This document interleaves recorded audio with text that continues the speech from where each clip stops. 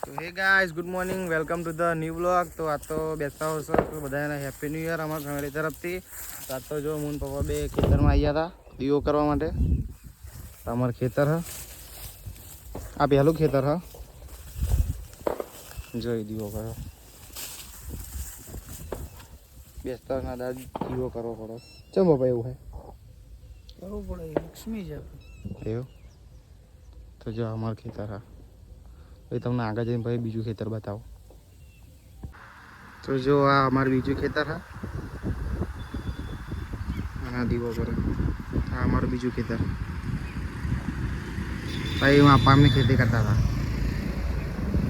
પેલા ખેતરમાં કરતા હતા. જો આ બીજું ખેતર અને હવે જઈએ ત્રીજા ખેતરે. તો જો આ છે અમારું ત્રીજું ખેતર. અમારો દીવો કરો છો તમને કોઈને ખબર હોય બેસતા વર્ષે ચમ દીવો કરે તો કમેન્ટ કરજો. અમારે તો એ કરે જ છે બધા નહીં બાબા. અમે દર વર્ષે દર બેસતા વર્ષે અમે ખેતરમાં દીવો કરવા આવીએ બધા ખેતરમાં. તો જઈએ ઘેર. તો જો ગાઈસ આજ તો બેસતું વર્ષ તે પૂજા કરીએ. શું કહેવું લો બાબા મીઠાઈ આપો એમને.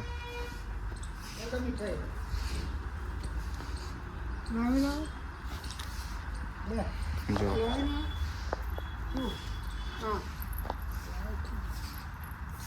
તો જો મુહૂર્ત થાય હા.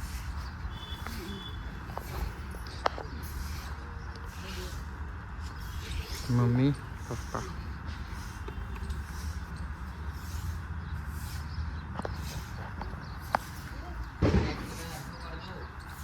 કમ્પ્લીટ કરી જો.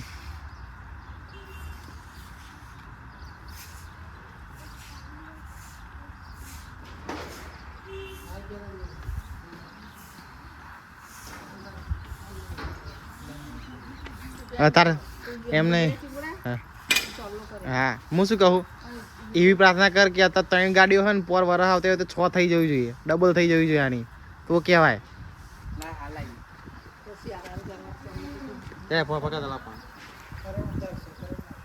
તો જો ગાઈસ ખાવા બેસી જાય મેં તો ખાઈ લીધી હોય અમે ખાવા બેઠી ગયો. હેપી ન્યુ યર સૌ હેપી ન્યુ યર અમે હેપી ન્યુ યર. તો એ તો જુઓ ગાઈસ મમ્મી શું બનાવ્યું અમે ખાવાનું બીજું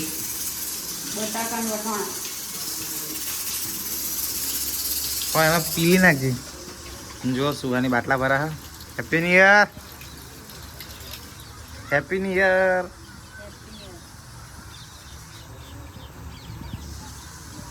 કેવું છે કેવું છે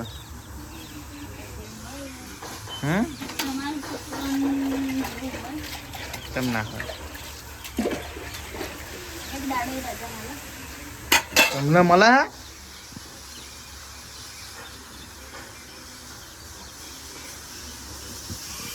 પપ્પા કંઈક નવી રેસીપી બનાવવા તો જોઈએ શું બનાવવા બરાબર. શું કહેવાય અમે જો ગાઈસ સોહાને તો ઊંઘે જઈએ બરાબર. તો યુટ્યુબ કરીએ મળીએ નવા બ્લોગ સાથે નવા દિવસ સાથે. જય માતાજી જય દ્વારકાધીશ.